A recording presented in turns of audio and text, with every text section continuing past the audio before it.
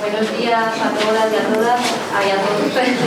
La verdad es que para mí es un placer estar hoy aquí y presentar esta jornada de empleo que ha sido organizada junto con el Observatorio Ocupacional, junto con el Vicerrectorado de Estudiantes y Coordinación a través de la Oficina de Alumni y de la Facultad de Ciencias Sociosanitarias. Pero sobre todo quiero dar las gracias a Abel y a Alex, que son los que están detrás de todo el engranaje de la organización de esta jornada.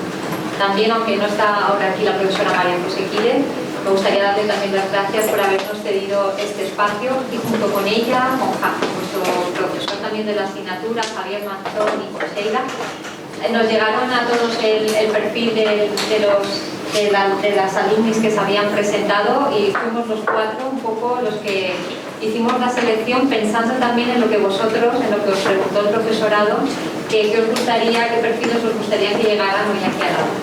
Sobre todo, a quien tengo que dar las gracias son las protagonistas reales de esta jornada, que son Cristina, Lorena y Lidia, que hoy están aquí para contarnos pues, cuál ha sido su experiencia desde que salieron de aquí, de la universidad, y para cumplir el objetivo de esta jornada, que es también pues, acercarnos al mundo laboral y sobre todo pues, exponernos cuáles han sido las habilidades, las competencias que a ellas pues, más les han servido.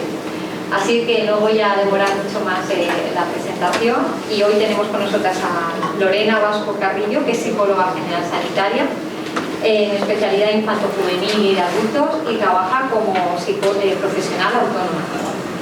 Este perfil me encanta que esté aquí, porque siempre que estamos ahí, en este lado del aula, siempre pensamos que yo cuando termine lo que quiero es ser contratada o ser contratado. Y no nos imaginamos que podemos también empezar a hacer nuestra propia empresa, nuestro propio centro o nuestro propio negocio.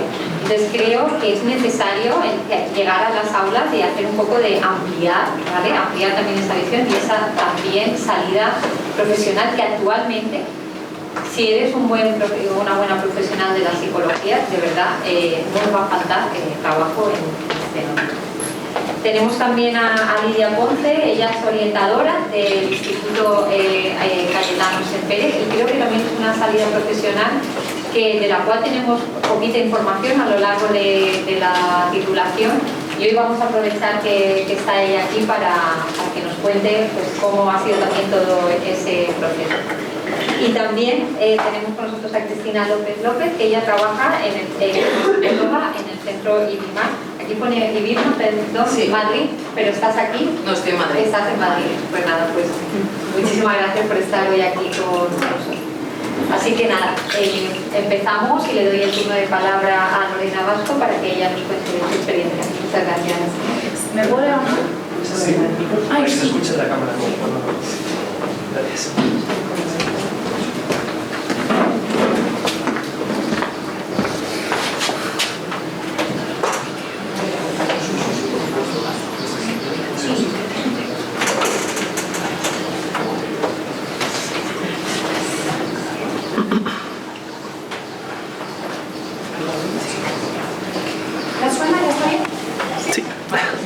Bueno, me levanto porque yo me apaño mejor así, hablando. Y bueno, mientras estaba escuchando se me estaban ocurriendo mil cosas que decir. Digo, me había puesto un guioncito, entonces voy a intentar ir rápido porque ¿cuántos minutitos teníamos? Vale, entonces se me van a ir ocurriendo cosas y bueno, yo estoy muy contenta de estar aquí. Soy Lorena, hace 9 años que salí de la universidad y es verdad que es la primera vez que vuelvo a la cafetería después de esos 9 años. Estoy muy contenta y os voy a contar un poquito mi experiencia, ¿vale? Sí que me gustaría decir que cada persona somos un mundo, nuestras circunstancias también. Yo os voy a contar la mía, pero que no tiene por qué ser ni la mejor ni la que de todo el mundo. ¿Vale? Eso es un poquito lo que me gustaría hablar, quién soy hoy, mi etapa universitaria, mi trayectoria, mi formación, para que también se os ocurran y o veáis ejemplos de cosas que existen y ya veréis si os apetece o no hacerlas. Y luego un poquito proyectos que tengo o mi conclusión un poquito sobre lo que vamos a hablar hoy. A día de hoy soy psicóloga sanitaria, trabajo en clínica de psicología. Yo me alquilo un despachito, estoy en proyecto de en algún momento hacerme mi propia clínica, pero quiero que sepáis que esto también es la realidad, porque creo que poca gente sabe la carrera que tiene su propia clínica, entonces esto también es un proceso. Sobre todo llevo casos ahora mismo de trauma, me especialicé hace poquito en MDR, Y también me formé aquí la UMH en infanto-juvenil, y es verdad que también, por eso yo un poco currículo, infanto-juvenil, adultos. Aún así, yo siempre digo que aunque no queréis trabajar con niños, tener conocimiento sobre infancia siempre va a ayudar a cualquier proceso con adultos, ¿vale? Eso yo lo dejo ahí. Y bueno, a día de hoy más o menos hago la mitad de mi jornada online, lo cual no nos mucho, pero lo único que es online, y el resto pues lo hago presencial. Entonces es verdad que la clínica tiene esta cosa que podéis un poco amoldarla como vosotros queráis. Y una de las cosas que estoy poniendo como autónoma, me cuesta un poquito gestionar los tiempos, es muy fácil autoexplotarse y somos los primeros que consulta, estamos intentando siempre fomentar el autocuidado y a veces nos cuesta aplicarnos un poquito a una misma, ¿vale? Y creo que sabéis que esto también es la realidad, pero uno está aprendiendo a gestionarse. Mi etapa universitaria, he puesto fotos de cuando yo estaba aquí y digo, ay, voy a bucear, a ver, a follar, y me dio mucha nostalgia. Yo, o sea, no voy a ser modesta, a mí me encantaba estudiar. Me gustaba mucho. A mí todas las asignaturas de la carrera me parecían interesantísimas. Mis compañeras iban a la cafetería y a mí me costaba irme. Pero a mí me gustaban mucho, sobre todo las que tenían que ver con biología, a mí me encantaban. Y bueno, hablando de las prácticas, me hubiera gustado mucho empezar a hacer prácticas voluntarias antes. Creo que empecé como a final de tercero porque una compañera empezó a hacer y dijo, ¿visto qué es? Y al final, a partir de esas prácticas, conseguí un trabajillo. O sea, que para que veáis que es verdad que tiene mucho sentido lo de hacer contactos, empezar a hacer prácticas, te das cuenta lo que te gusta, lo que no. Las prácticas de la carrera las hice en la UTA, que es la unidad de conducta alimentaria del Hospital de San Juan. Pues también fue muy enriquecedor ver un entorno hospitalario, porque no es lo común, no siempre se pueden hacer prácticas en un entorno de un hospital público, eso me parece muy chulo. Es verdad que me dieron el premio a las 3 mejores de la promoción, pero yo no lo sabía que había quedado de las 3 mejores. Me acuerdo que me llamaron en una mascleta, que estaba yo tomando una paella, y me dijeron que te estamos mandando un montón de correos, que tienes que venir a recoger un premio. ¿Y un premio de qué, no? Yo no lo sabía, pero bueno, con esto que quiero decir que yo era buena estudiante, también me gustaba estudiar, pero que también hay que ir relajados de, pues oye, sería un premio genial, pero cómo hacer lo que puede, hasta donde llega y ya está, ¿no? Mi opinión sobre la carrera, pues a mí me encantó, a mí me gustó mucho, pero también tengo la sensación de que una vez acaba la carrera quedan muchas cosas que aprender todavía, sobre todo lo que es en la clínica. Entonces creo que todas las asignaturas que hay son útiles, todas se necesitan, pero yo te añadiría un montón más después de lo que iba aprendiendo al final. Y bueno, ese también era el día de mi CFG, que además mi CFG no está, pero me lo hizo María José Quiles, y a lo mejor no se acuerda porque ya hace mucho tiempo. Y bueno, para mí la etapa universitaria pues, fue muy chula. Aquí os he intentado resumir mi trayectoria profesional. Yo nada más salir de la carrera no sabía muy bien qué hacer, todo el mundo llevaba tirando a másteres, a cosas y demás. Y bueno, yo conseguí un trabajo a partir de contactos en una asociación que se llama LISAO, que es sobre síndrome de Asperger, autismo y demás. Y por gracias a un compañero que yo tenía que era contraocupacional, que teníamos amigos, me dijo buscar psicóloga, y pues ahí acabé. Entonces también es una forma de acercarme al mundo de la universidad. En 2020, desde la que luego lo pongo, me fui a estudiar en 2018 a Granada, el máster general sanitario, y ahí también tuve una beca de investigación, en la que yo iba a coles de zonas en situación de pobreza y demás, donde hacíamos un estudio sobre cómo influía el nivel de lectoescritura en el rendimiento académico posterior, ¿no? Y cómo muchos niños, aunque no tuvieran ningún problema de desarrollo, si leían muy mal debido a sus condiciones de vida o familiares y demás, se proyectaba luego eso que en el futuro pues, tenían peor rendimiento académico, y al final es un ciclo en el que se metían, ¿no? Pues si tengo rendimiento académico, peores situaciones en el futuro, etc. Luego en 2020, cuando volví de Granada, me llamaron de Alinurquis, un sitio donde hice prácticas voluntarias mientras estaba aquí, y entonces eso es interesante, que también era con todo el tema de diversidad y demás. También integra Marina Baixa, una asociación también de Altea, donde también era todo de diversidad, autismo y demás. Por lo tanto, todo mi inicio de carrera fue de infanto-juvenil, diversidad, autismo, ¿no? Y ya como todo se iba cociendo por ahí, pues bueno, voy a hacer el máster de infanto-juvenil, y ahí es donde también lo empecé a hacer. Y a la vez también trabajaba en un centro médico haciendo psicotécnico. ¿Os suena que esto podría ser una salida? Sí, es verdad que a mí no me parece la más divertida del mundo. A mí nada me parece mucha responsabilidad darle carne a según qué gente, pero bueno, que no deja de ser una salida en la que también se necesita el general sanitario. Y es un trabajo fácil, es cómodo, está bien, y siempre es una salida, se necesitan psicólogos y siempre está bien saberlo. Después de eso, entré a trabajar, hice una entrevista, contacté con una empresa y entré a trabajar en una clínica de psicología, y allí estuve 3 años. Y allí yo hacía tanto adultos como niños, llevaba todas las tareas de evaluación, diagnóstico, niños con TDAH, con todo y demás. Pero es verdad que el tema de los adultos también me empezaba como como a llamar mucho la atención. Porque las sesiones con los niños me gustan mucho, los padres no me gustan tanto. Aún así, mi enfoque siempre terapéutico con niños es como los padres no se pasen por consulta, los objetivos terapéuticos pues no van a servir de nada. Yo tengo una pelea ahí eterna de que se pasen por ahí, porque si no, pues al final los que están con ellos son los padres, ¿no? Y al final, después de 3 años, pues decidí lanzarme a ser autónoma, una con mucho miedo, que no sabe que si la gestión, que si los trimestrales, que si las cuotas, que si no sé qué, pero la verdad es que salió bien. Salió bien, llevo ya 2 años de autónoma y al principio pues colaboraba con otras empresas que ellas pues me lanzaban pacientes y se quedaban un porcentaje de ellas, otro porcentaje yo. Y al final yo veía también que yo empezaba a tener mi propia cartera de clientes y cada vez más, o sea, cada vez menos, de hecho, voy colaborando con otras empresas, aunque siempre está bien porque si no el trabajo de psicóloga puede ser un poquito solitario, porque al final si no tienes compañeras o un equipo, estás un poco dentro de puertas para adentro tú sola. Y saber que puedes a veces contar con un equipo, hacer supervisiones en equipo, está muy guay. Pero bueno, como que al final la cartera de clientes es mía y la mayoría, y estoy muy contenta, pero orgullosa, pero no deja de ser un pasito, lo que os decía, nadie sale de la cartera ya con su cartera de clientes, ¿de acuerdo? Y sí, porque luego se me van ocurriendo cosas, ¿vale? La formación que yo hice, es decir, hay muchísima formación en psicología, toda es genial, es estupenda, pero también hay que saber cuándo parar. Mi pareja me obligó este año a no estudiar nada, porque si no, no paraba de estudiar. Y hice un grado aquí, luego en este año que estuve pensando un poco qué hacer, hice uno online, un título 3 de la sexualidad humana por la UNED, a mí me gustó mucho. Luego cuando me fui a Granada, hice un máster general sanitario, que también ahí es donde con las prácticas me dedican mucho, que me gustaba la clínica. Porque de hecho yo en la carrera decía, yo la clínica tal cual estoy haciendo yo ahora, digo, eso de estar en un sofá escuchando las movidas de la gente, no me apetecía mucho. Yo pensaba, no, un hospital, un tal, que parece como mucho más clínico, todo como si todo lo que se pareciese a lo médico tuviera más valor. Y al final yo estoy con un sofacito bien mono, escuchando a la gente, pero es que no sabéis la historia que hay detrás. O sea, no solo escuchamos a la gente, estamos viendo un montón de esquemas mentales, un montón de historias, un montón de trauma, y mientras escuchamos a alguien hilamos mucho todas estas cosas y estamos eternamente pensando a ver cómo le puedo ayudar, qué tenemos que hacer, esto es muy pronto para decirlo ahora, esto no. Y es una clínica que es muy bonita. De hecho, como yo hice las prácticas en el hospital, la clínica en un hospital es muy diferente, los recursos son muy distintos. Entonces, no se trabaja igual en la sanidad pública a nivel de psicología que en la privada, por el tema de recursos. Luego hice un máster de terapia psicológica en niños adolescentes aquí, también aprendí mucho. Luego, aprovechando este tirón de campo juvenil, ¿os suena de disciplina positiva? ¿Os suena un poco lo que es? Un poco esta corriente de educación más respetuosa y demás, pues hice un poco la formación para poder yo ser formadora y hacer curso de disciplina positiva y crianza respetuosa.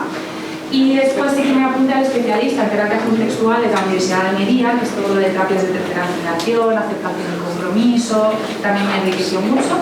Y la que hice el año pasado fue la de MDR. Y este año mi plan es integrar todo lo aprendido, porque si no uno va haciendo cursos y no le da tiempo a aplicar lo que realmente está estudiando. Yo de hecho creo que también hay que estudiar cuando sepamos que podemos supar esos conocimientos, porque yo recuerdo estar haciendo terapias contextuales con los auriculares, escuchando la clase mientras iba a Mercadona.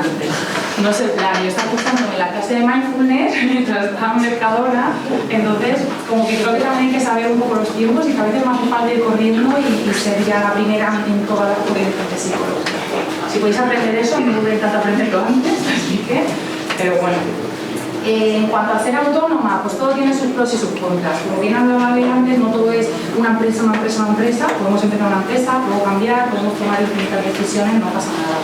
Pues todo tiene sus pros y sus contras. Estar en una empresa da más tranquilidad, tú sabes lo que cobras todos los meses, tienes un equipo, alguien que te respalda, está genial. La parte buena de ser autónoma para mí da mucha libertad. A mí me gusta no tener que dar cuentas a nadie de a qué hora quiero empezar a trabajar, cuando no. Me pilla también una etapa muy viajera, me apetece mucho viajar, si me quiero ir un viernes, quiero ir un viernes, no les quiero pedir cuentas a nadie, ¿no?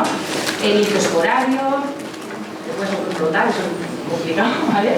Eliges también tus casos y cosas malas, hay que saber cuándo parar, hay que saber no hacer muchísimas sesiones del día, yo estoy intentando aplicarme eso. También tenéis que tener en cuenta que es un trabajo en el que es un poco difícil medir la cantidad de trabajo semanal. A veces tienes 20 sesiones a la semana, pero de repente a uno las va de alta, pero han entrado 3 nuevos, pero entonces como que no siempre es fácil tener el mismo número y hay que saber cuidar un poquito y poder prevenir eso más adelante.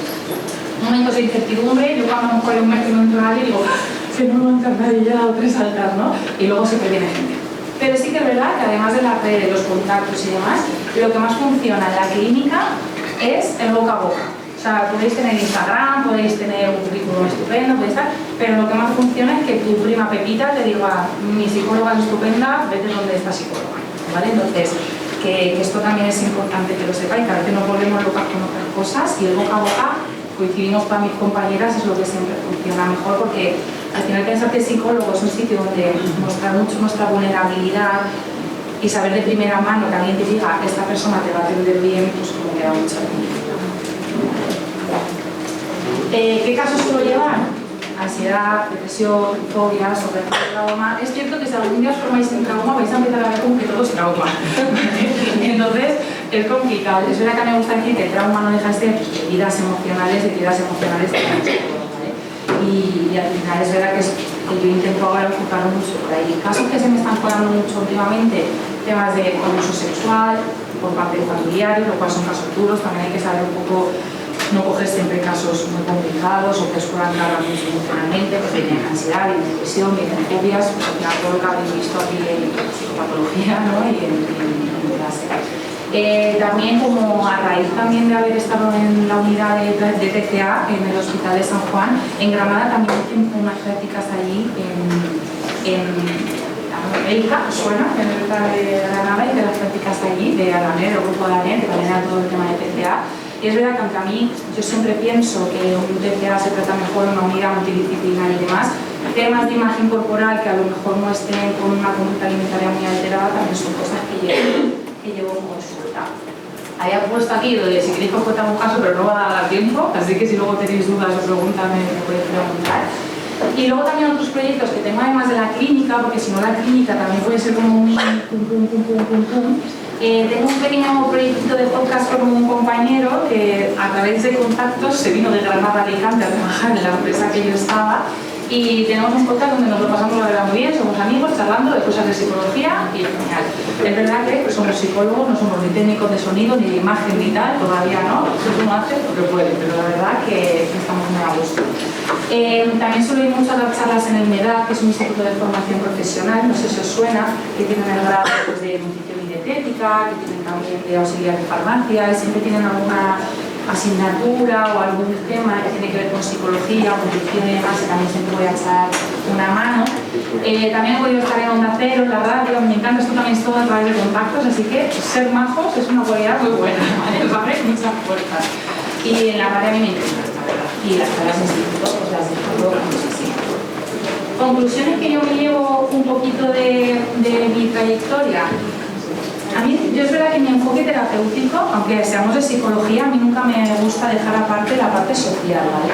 Y siempre es más fácil estudiar si el contexto nos acompaña. Yo soy consciente de que me lo he currado un montón y de que me encantaba estudiar, pero yo tenía un contexto familiar que me lo ponía fácil, ¿vale? Entonces no es lo mismo estudiar si no hace falta que trabajes mientras estás estudiando que si estás trabajando y estudiando a la vez, ¿vale? Entonces por eso hay que tener un poco de cuidado de no compararnos con las realidades de todo el mundo, porque a lo mejor una persona lo tiene más fácil eso y otra no. Hay que evitar compararse, cada uno hace el camino como puede, ¿vale? Al ritmo que puede y está bien. No es mejor psicólogo el que saca mejores notas, eso también es una opinión mía personal. Si sacamos buenas notas, mejor, pero creo que la parte de psicología no es solo lo que sepamos de teoría, creo que es una cosa que es calidad humana y habilidades sociales y algo, como pasa con los profes, ¿no? Hay una cosa que identifica y que te hace que seas mejor psicólogo, ¿no? Entonces, no os hago bien con fulanita ha sacado mejor en notas, pues hacer prácticas, a tope, yo os invito, de hecho, a mí me encantaría recibir alumnos de prácticas, luego te preguntaré, porque yo creo que como no tengo mi propio centro, no puedo, pero si puedo, pues mira, luego te pregunto, porque a mí me encanta recibir alumnos de prácticas. De hecho, cuando yo trabajaba en una empresa, y cuando yo no era la jefa, yo me los captaba así como polluelos e intentaba que tuvieran las prácticas que a mí me hubiera gustado tener.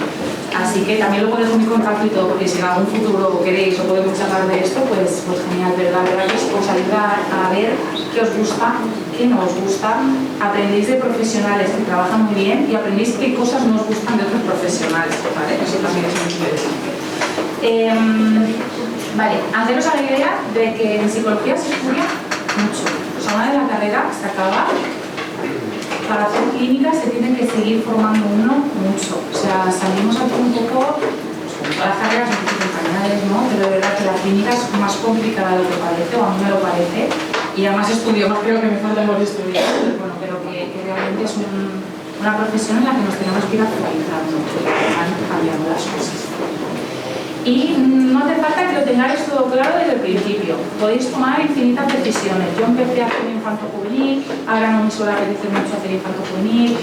Al principio no quería estar en un sofá escuchando a la gente, ahora estoy en un sofá escuchando a la gente. Que podéis ir cambiando, que no lo tenéis que saber todo ya, que probéis todo lo que queráis y que siempre también os apoyéis de otras psicólogas que conozcáis de nosotras, de si luego nos queréis preguntar, porque da muchas pistas. Yo de hecho me enteré de lo de los psicotécnicos gracias a una amiga psicóloga que tenía mi hermana y le pregunté ¿y dónde puedo empezar a buscar trabajo? ¿No? Y al final que no se dé cuenta preguntar, ¿vale? Y realmente yo de mira no sé si he ido corriendo porque no le quería quitar el tiempo a mis compañeras, pero no sé si tenéis alguna pregunta, alguna duda, algo que... Si queréis, también lo que podemos hacer es poner y como vamos a dejar un turno para las preguntas en virtudes, muchísimas gracias.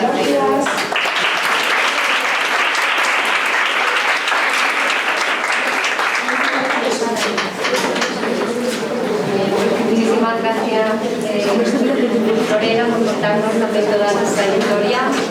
Y vamos a dar paso a la compañera Monse, que nos va a contar ella en su momento también cómo ha sido su experiencia desde que salió de estas aulas.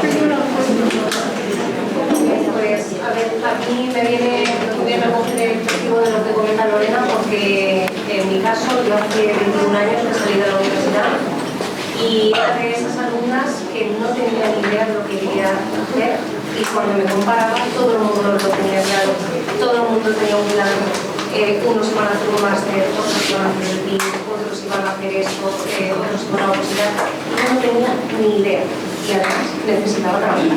Entonces, pues bueno, salí sin tener ni idea, hice cosas que la gente hacía un poco también en aquel momento como dejándote llevar, como por ejemplo el CAP, que equivale al actual máster de profesorado, que era algo que en aquel momento era más asequible a nivel de tiempo y económico, y la gente hacía un poco, pues, por si acaso, inglés, y bueno, pues empezar a trabajar en lo que saliera. Cajera de supermercado, monitora de comedor, envié infinidad de currículos y durante un año y pico nadie me llamó para nada, ¿vale? Entonces, en el momento en el que suena el teléfono y me llaman desde un centro de menores para trabajar allí. Me planto allí, el centro de menores, pues al uso fuera es como una cárcel, palabrada, sus muros eternos, su doble vallado, y era como, guau, ¿dónde me he metido? ¿No? Entonces, la entrevista y cuando salí de allí lo primero que pensé fue ojalá no me cojan porque no sé qué voy a hacer y me cogí y empecé a trabajar en esa fundación y en ese centro de menores. En principio era un trabajo como educador y era como no era esto lo que yo esperaba, ¿no? Pero sí que es cierto que empezó a gustarme ese trabajo, el trabajar con adolescentes, el conocer, como comentaba la comunidad, el contexto, es decir, qué lleva un joven a cometer un delito, ¿no? Y das cuenta de lo que hay detrás, no solo tanto a nivel personal, porque es que realmente muchos de ellos están en el inicio de su vida, conoces sus contextos, sus historias, su familia, la vida que han llevado. De trabajar con ellos en el día a día, pues bueno, te va dando tablas también de trabajar con jóvenes, con mejor carácter, con peor carácter, y años después, 2 o 3 años después, empezaron ya a ofrecerme dentro de la misma fundación puestos de psicóloga. En esta fundación estuve 10 años, entonces pude hacer infinidad de proyectos. Me han notado algunos cuantos por no dejarme en el tintero, pero bueno, hice todo, escuela de padres, trabajando con menores que ejercían violencia hacia sus padres, talleres de resolución de conflictos, de habilidades sociales, con el drogodependiente, punto de encuentro familiar, centros de protección de menores, con MENAS, población gitana, punto de encuentro familiar, adopciones, en fin, hice de todo un poco, van saliendo proyectos y bueno, pues ¿lo quieres? Sí, claro, como iba a decirte, ¿no? Es decir, una vez que ya te has metido ahí, al fin y al cabo fueron los que me dieron mi primera y mi única oportunidad laboral. La suerte que tuve es que al ser un trabajo tan específico, al final a ellos tampoco les importaba que no tuvieras experiencia porque son ellos los que te iban a formar. Nosotros trabajamos así, esto es lo que hay, esto es lo que necesitamos y bueno, creo que al final lo que me hizo echar para adelante fue un poco la actitud y el no tener miedo y el decir, pues venga, vamos a ello, nada, lo afrontaremos como me enriqueció muchísimo. Ya no tanto, o sea, a nivel laboral, pero es que también a nivel personal. De tomar conciencia de lo afortunados que somos a veces por la vida que tenemos, por la educación que hemos tenido, de saber que allá afuera no hay un mundo ideal, que muchas veces le pedimos a las personas cosas que no pueden darnos, porque no sabemos lo que hay detrás y la trayectoria que han tenido. Y bueno, pues me dio muchas tablas a muchos niveles y también me enriqueció mucho a nivel personal. Una de las cosas que hice, uno de los últimos proyectos que hice, bueno, quiero añadir que en todos estos proyectos, muchos de ellos por la fundación tiene sede en Murcia, estuve como 6 años yendo y viniendo todos los días a Murcia. Es un esfuerzo, en fin, eso está ahí, es decir, no van a venir a la puerta de tu casa a ofrecerte un trabajo maravilloso, con unas condiciones maravillosas, de psicólogo, con un supercargo, un superhorario, un supersueldo. Los centros de menores he trabajado noches, fines de semana, festivos, nocheviejas, pero bueno, era trabajo y al final, pues, poco a poco el camino me fue llevando. En uno de los últimos proyectos que hice fue en un instituto de Murcia llevando un programa de prevención de asentismo, el abandono escolar, y ahí ya empecé yo a ver qué son la educación, qué salida de instituto, qué esa adolescencia me gustaba. Teniendo en cuenta que la parte a lo mejor más dura de la adolescencia y de los menores con más dificultades, más problemas, era como, bueno, era una etapa que ya había superado. Y también es cierto que cuando pasan 10 años, pues tus circunstancias personales cambian y a lo mejor pues, empieza a pesar de trabajar los fines de semana y los festivos y tu situación personal, de pareja, familiar también cambia y necesita una. Entonces, bueno, pues tenía una amiga, que ya sí te lo digo muy claro, y opositó para orientadora y me dijo, oye, ¿por qué no te preparan las oposiciones? Me lo plantearon varias veces y me eché para atrás porque creo que con el tema de las oposiciones hay una creencia errónea en el sentido de que la gente piensa, guau, eso es muy difícil, hay que estudiar mucho, hay muy pocas plazas y eso, bueno, si no eres el mejor, ahí no tienes nada que hacer. Al final las oposiciones también son una carrera en el fondo porque que no apruebes a la primera o que no saques tu plaza no quiere decir que no puedas empezar a trabajar. Normalmente las oposiciones, cuando tú te presentas, aunque tú no apruebes, no presentas una plaza, pero sí se genera una bolsa de empleo. Y yo me presenté en julio y en noviembre me llamaron. Y de la noche, un miércoles, trabajaba en la fundación y llamé a mi jefa después de 10 años y le dije, mañana no vengo, porque me han llamado para hacer una sustitución. Que mucha gente le dice, estás loca, ¿cómo te lo vas a dejar? Después de, bueno, necesitaba un cambio, sentía que era el momento, era una oportunidad y lo hice. Y no me equivoqué. Sí que es cierto que pasas de tener un contrato indefinido, con una seguridad, una estabilidad, porque sabes que uno pues ya estás ahí asentada, a empezar de nuevo otra vez. Yo empecé a hacer sustituciones y no paré. Y cada año que salían oposiciones me presentaba. Y era el tema de las posiciones. Se dio la situación de que cada año que me presentaba y estudiaba más, sacaba peor nota. Yo decía, pero ¿cómo puede ser? Con más méritos, con más puntos. Solo aprobé un año, solo aprobé una vez. Pues ahí me salió la plaza. Y bueno, voy a tirar también, no voy a ser modesta, pero me quedé la primera en la Comunidad Valenciana. ¿Gracias a qué? A todos esos años de bagaje, a todos esos años de haberme presentado a posiciones, de ir acumulando méritos, el inglés, este curso, el otro, acumulando experiencia de haber hecho sustituciones de trabajando, claro, llegó un momento en el que, bueno, pues sí, saqué buena nota, pero los méritos hacía. Y eso fue hace 4 años. Entonces, no me ha faltado trabajo desde que terminé de estudiar. Sí que es cierto que a veces he tenido que hacer cosas que bueno, al principio me he echado un poco para atrás, pero ahora cuando he hecho la vista atrás me ha encantado todo lo que he hecho y, o sea, todo lo que he hecho y siento que es como que todo ha servido para mí. Todos los sitios por los que he ido pasando, todos han ido sumando. A día de hoy, bueno, pues trabajo como orientadora en un instituto y bueno, sé que la educación ahora está un poco de vuelta, pero me encanta lo que hago. Siento un poco que he encontrado mi sitio, porque puede parecer a lo mejor que no conoce el trabajo del orientador de que pues, es un poco aburrido, porque damos charlas, porque hacemos test y hablamos de qué salidas hay, pero realmente el trabajo del orientador puede ser todo lo variado que quieras, porque trabajamos con alumnos que tienen necesidades educativas especiales, dificultades de aprendizaje. Nunca sabes lo que te va a llegar, ni lo que te va a entrar por la puerta, ni con qué te va a entrar ni una madre ni un alumno.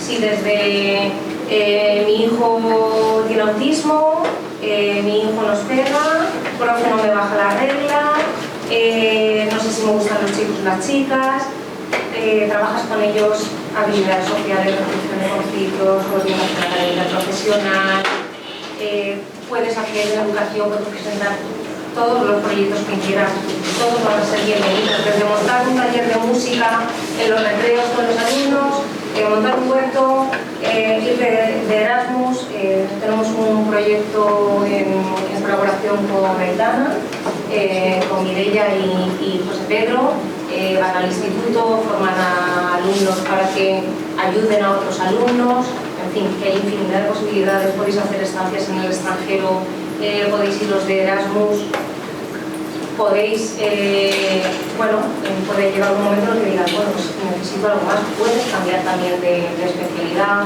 puedes ser asesor de formación. Yo, bueno, en estos momentos me encuentro muy bien, me gusta mucho lo que hago, creo que gracias a todo el contacto que tuve con los adolescentes, me di cuenta que era esa la población con la que me gustaba trabajar. Creo que siempre he tenido muy presente la adolescente que fui, que tampoco fui una alumna maravillosa, ni en el instituto ni en la universidad. Y a la hora de enfrentarme a un alumno o una familia, siempre tengo muy presente la persona, o sea, la forma que yo fui, ¿no? Y intento ser lo que me hubiera gustado encontrar. También es verdad que, bueno, yo soy un poco inquieto y en todos estos años, que tampoco he podido parar de estudiar, dije, ay, me quedé cuando elegí psicología, que a ver, es la carrera más bonita del mundo y trabajáis con el material más preciado que hay, que son las personas. Pero, y bueno, al final es algo que nos toca a todos, pero bueno, también tenía otras inquietudes que eran mis inquietudes con la química de no haber estudiado, por ejemplo, pues, historia del arte. Entonces, pues mientras hacía todas estas cosas, me matriculé en la UNED hace 15 años, 2 asignaturas este año, 4 este año, por gusto, por amor al arte, nunca lo he dicho. Y acabé en junio del año pasado. ¿Por qué os digo esto? Porque es que al final la trayectoria profesional, esto es un camino y empiezas a recorrerlo. A mí me encanta lo que hago, pero yo no sé si llegará un momento en el que diga, necesito un cambio. Y aunque llevo ya unos años trabajados, me quedan 20 por lo menos aún de seguir trabajando. Entonces, yo no sé si algún día unaré psicología, arte, no lo tengo aún muy claro, no sé si me cansaré de la orientación, no sé si cuando sea más mayor ya no tendré esa capacidad tampoco de llegar a los adolescentes como siento que llego ahora, que llegaba. Y bueno, pues es una puerta abierta más. Entonces, pues bueno, esa ha sido un poco mi trayectoria. Mirad, si decido venir aquí un poco, ya no tanto porque vea que sea un ejemplo o no sé, una carrera brillante, sino por transmitiros un poco esperanza, por lo que no os agobiéis, porque no sintáis incertidumbre, agobio, que no os comparéis, que no miréis al de al lado y lo tiene clarísimo, porque a lo mejor quien no tiene clarísimo después de 3 años dice, me quiero ir. Y Entonces,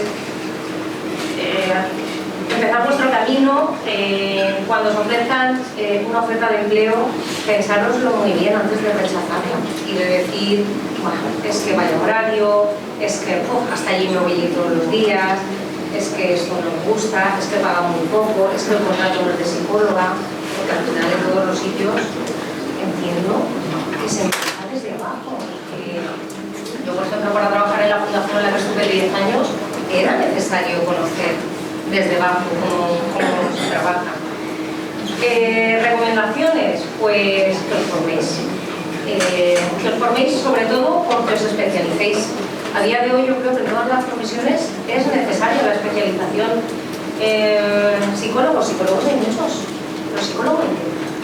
Entonces, creo que eso va a ser lo que os dé el puntito de distinción de una cosa o de otra, que os especialicéis ahora, pero tampoco os agobiéis si no sabéis en qué especializaros, ya lo encontraréis. Que seáis valientes a la hora de hacer cosas, que no os eche para atrás, oye, que en algún momento de verdad es algo que veis que lo podéis afrontar y que no es para vosotros, pues bueno, por lo menos también que no os quedéis con la espinita de que es que yo no lo he intentado. Y bueno, yo creo que a mí también un poco lo que me ha ayudado a tirar para adelante ha sido un poco la actitud. Bueno, el no tener miedo, la primera vez sí, pero luego ya no, a salir de tu zona de confort. Recuerdo cuando en la fundación me ofrecían, oye, y este proyecto con drogodependientes y tal y cual, y digo, mira, pues no, vamos a ponernos a predisposición a trabajar, a aprender, además en psicología pasa también porque se van abriendo como los campos, ¿no? Pues, por ejemplo, en tu caso, ¿quién pensaría que hace unos años algo tan concreto y tan específico iba a ser objeto de especialización? Y nada, no tengáis miedo, os lancéis al mundo laboral, repetir vuestro camino y estoy convencida de que al final encontraréis vuestro sitio. Muchas gracias.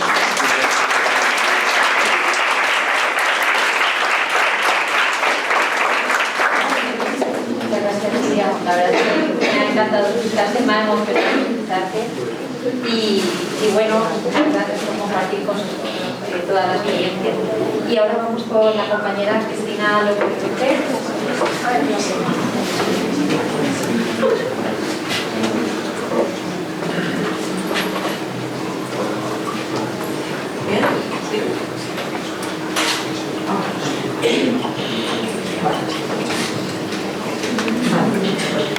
Bueno, muchas gracias a todos por venir aquí, porque cuando estudiamos yo creo que este tipo de actividades se podría pasar mejor.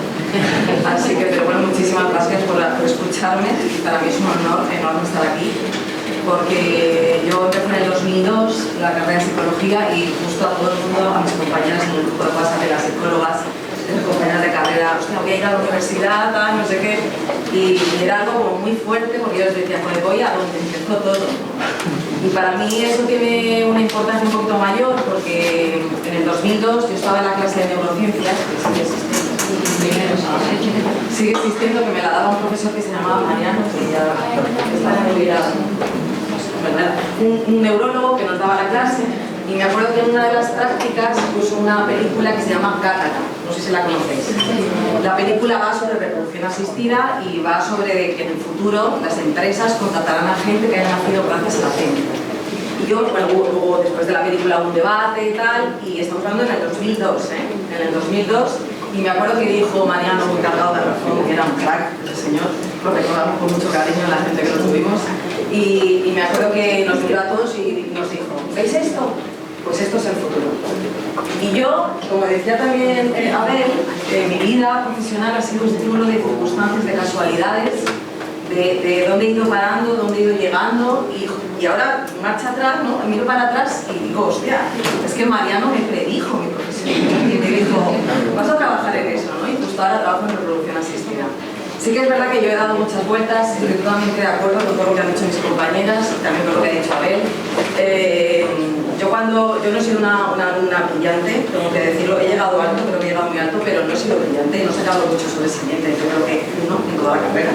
He sido de 5, 6, 7, de estadística un 5 porque la odiaba, Y además me quedo estadística en cuarto, bueno, no sé, o sea, he sido bastante pésima, entenderme, todo lo aprobaba, era curso por año, pero tampoco era nada de todo. Sí que es verdad que desde el principio yo tenía muy claro que quería chicha, quería pacientes, o sea, a mí esto de los recursos humanos y demás, a mí, yo quería el trastorno mental, el esquizofrénico, o sea, a mí me gustaba mucho ese tema. Y luego es verdad que yo he sido muy inquieta y con las clases a mí no me valían, o sea, yo quería algo más. Y en segundo de carrera, me acuerdo que, no sé si pregunté a algún profesor que dije, oye, yo quiero hacer algo de práctica voluntaria, porque yo quiero saber un poco aquí dónde se mueve esto. Y me acuerdo que 3 compañeras fuimos a la asociación de Alzheimer de Elche, llamamos a la puerta un día y dijimos, mira que estamos estudiando psicología y queríamos hacer prácticas, pero para ver un poco cómo es esto.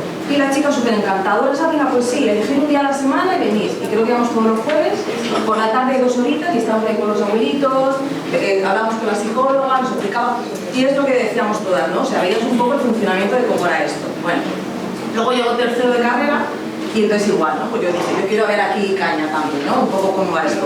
Y me apunté a Spaniel, que es la asociación de niños con cáncer en Alicante, igual, lo mismo, pues voy a hacerme voluntaria y hablo con la psicóloga y veo.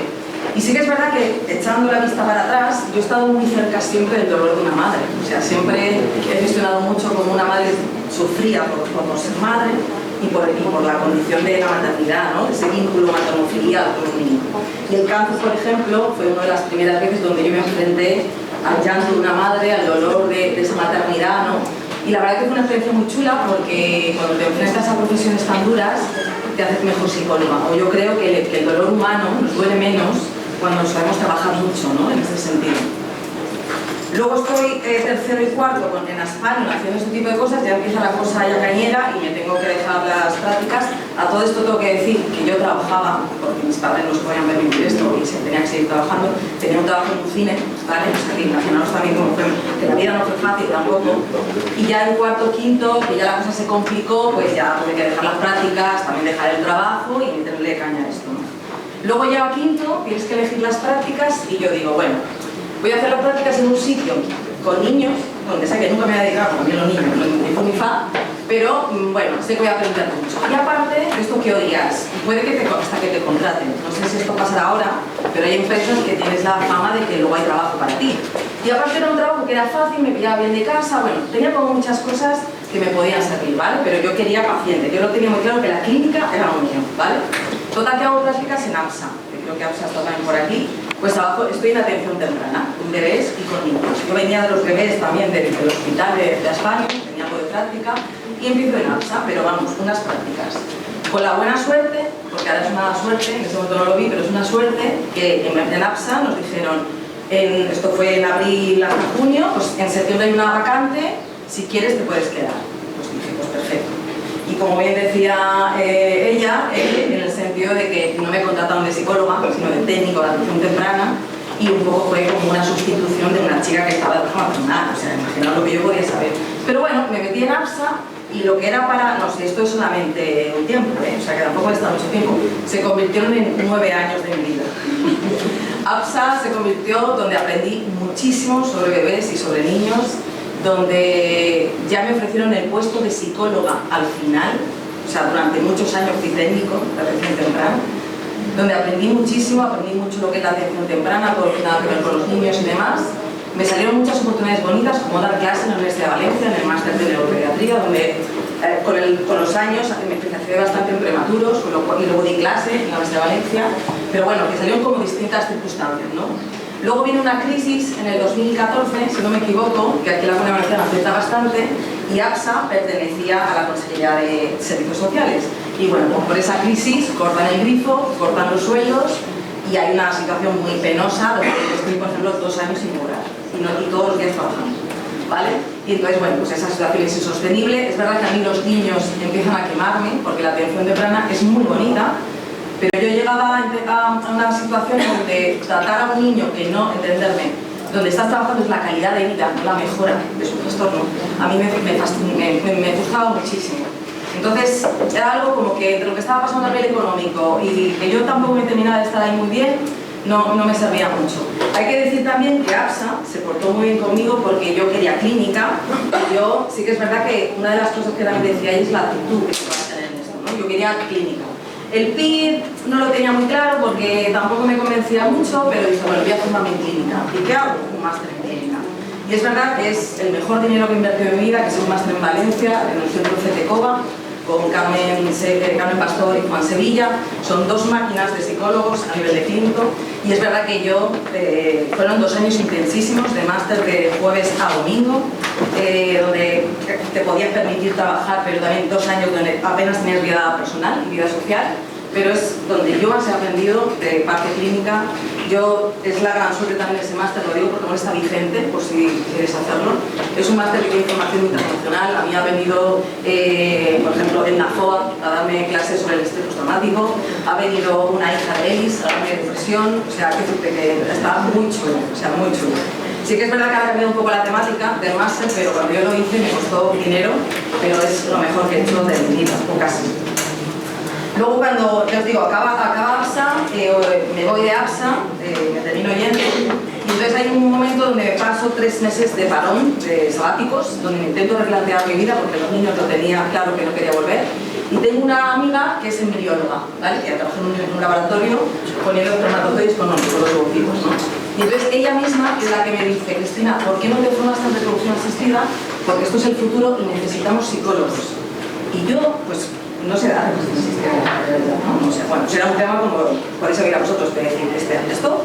Sí que es verdad que yo tengo una prima de 24 años que nació in vitro y sí que es verdad que yo tenía algún conocimiento de la reproducción asistida, pero yo soy una persona muy científica, siempre me ha gustado mucho la genética, siempre me ha gustado mucho como abrir un poco los horizontes, ¿no? Y era un campo que pues sí, venga, pues voy a dar una oportunidad, total, que digo, voy a ver dónde me puedo formar, la importancia de la formación. Y justo salía ese primer año un máster de la Universidad de Barcelona sobre psicología especialista en reproducción asistida. Necesitas una carta de recomendación, bueno, muy jodido de entrar, no pasa nada. Pues llamo a mi amiga, oye, ¿me podéis hacer una carta de recomendación? Venga, pues entro al máster. Y ahí en el máster descubro un mundo, que es a lo que me dedico hoy en día, que me apasiona, y parte de lo que vengo hoy aquí es porque sé que es un mundo desconocido y, pues lo vuelvo a decir igual que me dicen a mí, es el futuro. O sea, esto no os va a faltar trabajo, es la parte inversa a trabajar en un tanatorio, es así. Y sobre todo porque, de alguna manera, cada vez hay más problemas de reproducción. Y los psicólogos somos muy importantes en este área. Hago el máster de Barcelona, justo allí la Sociedad Española de Fertilidad, que es una sociedad científica que regula todas las clínicas de fertilidad de España, convoca becas de investigación a toda la gente que está estudiando sobre este tema, sacan una beca de psicología y bueno, pues he hecho mi currículum, había que hacer una especie de proyecto y tal, me dan la beca. Esa beca me entro en el grupo de interés de la Sociedad Española de Psicología de Fertilidad en Psicología, y ahí lo que hacemos es, bueno, yo entro a ese grupo. Yo tendría como 30 y pocos años y de repente pues entro con gente de 60. Y yo me acuerdo que una de ellas, que fue luego mi mentora, me miraba y me decía, ¿pero tú qué haces aquí con 30 años? Y yo le decía, bueno, porque me gusta este campo. Y yo, pues es que te lo vas a comer, porque eres muy joven para ti. Y ya se están a punto de jubilarse. Y sí que es verdad que entré ahí, empecé a moverme con todo este mundo, me apasionaba. Y bueno, pues una vez acabas el máster, dices, vale, ¿y ahora qué hago? ¿Dónde toco la vuelta? Es verdad que estamos trabajando con médicos, con equipos médicos, donde los médicos, bueno, ahora van un poco bien, pero son muy reacios a los psicólogos en muchas ocasiones, ¿vale? Y es verdad que costaba mucho entrar. Entonces, me muevo aquí en Alicante y trabajo en varias clínicas, como la clínica Bernabéu, una clínica en Murcia. Tampoco me daba para mucho, hago un poco como ha hecho ella también, me abro mi clínica privada, donde veo niños, donde veo adultos y tal. Bueno, total que llega un momento también, por una historia personal, me mudo a Madrid. En Madrid he hecho currículums y me dan, bueno, para ser responsable de la unidad de psicología de una clínica de reproducción asistida en Madrid. Me voy a Madrid, cae la pandemia, todo está, bueno, pues imaginaos cómo fue aquello, y ya cuando acaba la pandemia y yo veo también un poco que Madrid no es para mí porque es bastante caótico, me llaman de IBI. IBI, no sé si lo conocéis, se va a explicar mejor, es la multinacional más grande del mundo de reproducción asistida. Y cuando yo entro en reproducción asistida, que es una cosa que también es a nivel de actitud, yo quería trabajar en la mejor. Es decir, si yo quiero hacer clínica, quería hacer el mejor máster de clínica. Y sí, o sea, siempre un poco como moviéndome, ¿eh? Y ya os digo que tampoco vengo de familia rica, ni he sido la mejor de la carrera, pero sí que es verdad que he tenido actitud y tenía claro a dónde quería llegar, ¿no? Y un poco también moviéndome por ahí. Tengo que decir que años atrás me presenté al PIR y me quedé a unas poquitas plazas de conseguir plaza, pero menos mal que no lo hice, ahora la verdad que me alegro, porque no me iba a satisfacer, yo creo que lo que yo pensaba.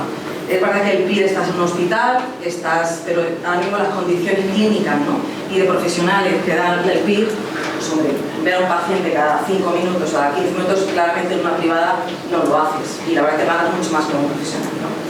Entonces, nada, pues cuando me iba a venir de Madrid me llaman IBI, y aparte es verdad que yo esos años, junto con la Sociedad Española de Fertilidad, me hago ya un nombre en el sentido de que somos muy pocas psicólogas especialistas, ahora mismo estaremos 15 en toda España, y es verdad que nos hacemos un nombre, y es verdad que la Sociedad Española de Fertilidad nos hacía un poco también más de publicidad, ¿no? Entonces me llaman IBI, y también tengo que deciros que desde que yo empecé la reproducción asistida, yo he echado el currículum en IBI en toda España, en todas las clínicas de España, en Vigo, en Alicante, en Murcia, y siempre era un no. Y estando en Madrid, que Madrid es la central, que es la más grande, me llaman un día y me dicen, sabemos que estás en Madrid, te queremos. Y sin currículum, y sin entrevista, y sin nada. Y para mí, pues imaginaos ese día. Ese día fue como, hostia, lo he conseguido. Sobre todo porque yo he sentido siempre que tenía inestabilidad laboral, que una estabilidad laboral conseguí tarde, ¿vale? Cuando todas mis compañeras de carrera pues habían opositado, estaban en sus clínicas privadas, y yo era como que tenía muy claro siempre el objetivo, pero nunca terminaba de tener estabilidad. Y por fin me llega la estabilidad, ¿no? Y entro en él. Entonces trabajo en este campo que de verdad me apasiona muchísimo, y de verdad que es súper interesante para mí, claramente. Pero bueno, parte también por lo que he venido aquí es para daros a conocer este campo, porque necesitamos psicólogos, ¿vale? Ya aviso esa oferta de trabajo. Necesitamos psicólogos, y creo que es una especialidad donde tocas muchas cosas y es muy interesante. Bueno, os hablo un poco de IBI porque si os dedicáis a esto os apasiona muchísimo.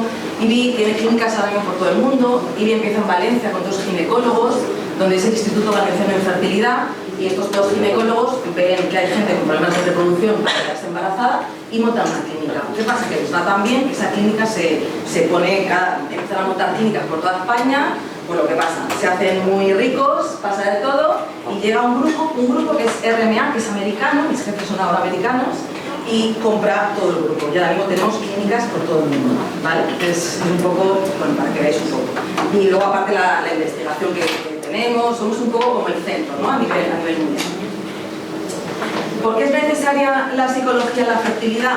A ver, yo trato muchas cosas en fertilidad, ¿vale? Tened en cuenta que la fertilidad suelen pasar mujeres que quieren ser madres.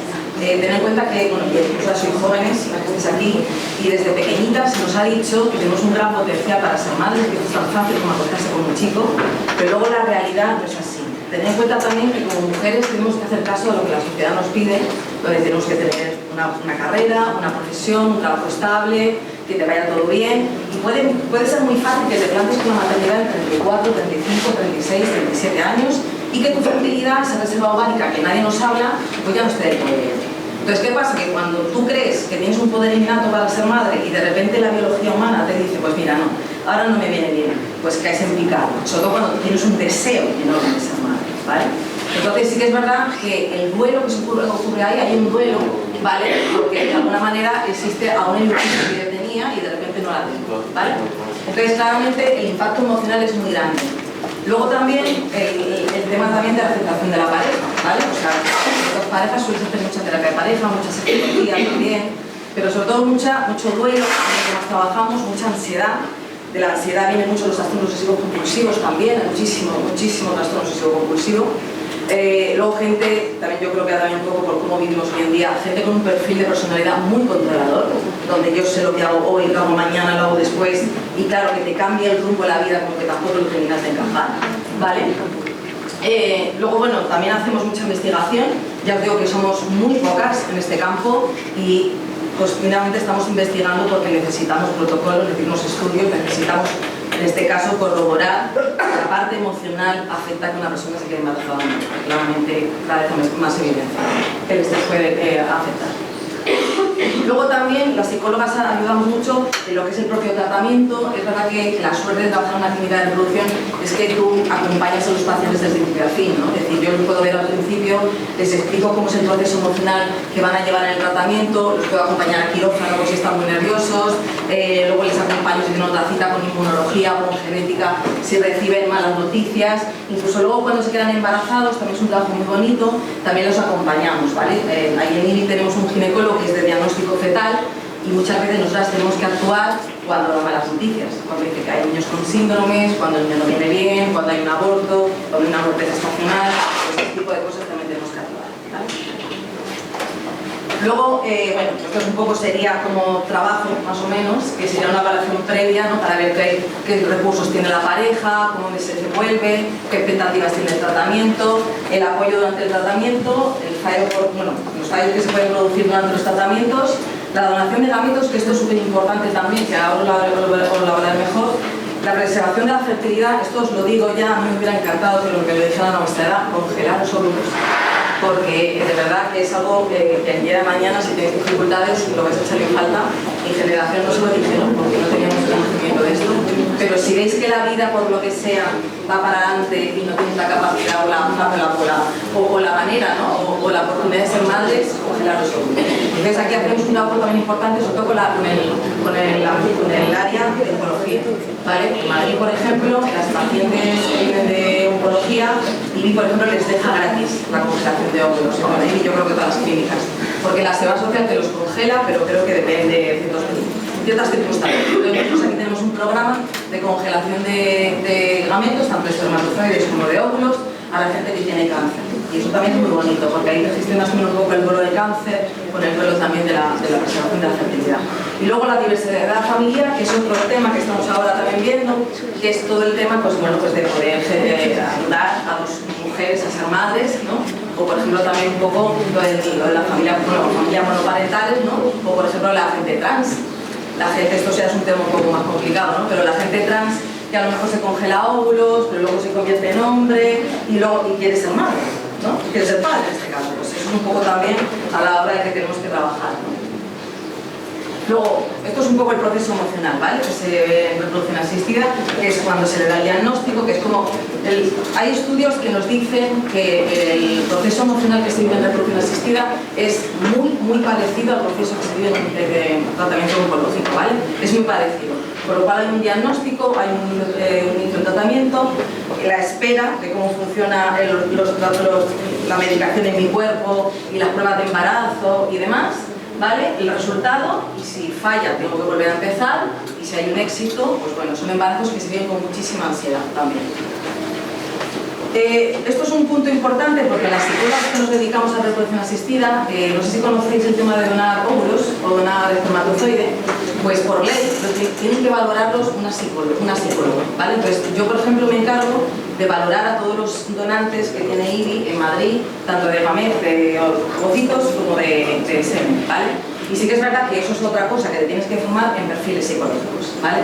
Porque en las consultas que podemos tener con los donantes tienes que sacar un perfil psicológico para ver si tiene alguna psicopatología, si tiene algún trastorno mental, si tiene algún tipo de proceso inadaptativo que pueda, no sé, fallar en el proceso. O sea, tienes que hacer como un perfil psicológico bastante rápido para saber si puede donar o no puede donar, ¿vale?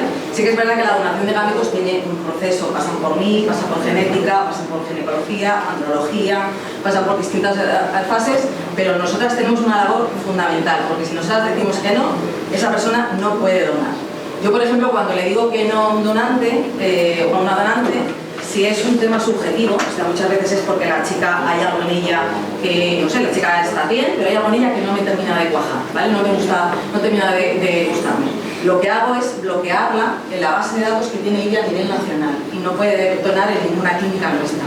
Pero si tiene algo patológico, Sanidad tiene una plataforma que se llama el SIRA, que es donde registramos a todos nuestros donantes y donde yo tengo que subir cada informe que hago, porque sí y porque no. Y cuando vemos alguna psicopatología, yo bloqueo a la donante y no puede donar en ninguna clínica de España, ¿vale? O sea que tenemos un papel bastante importante a la hora también de trascender estos pacientes.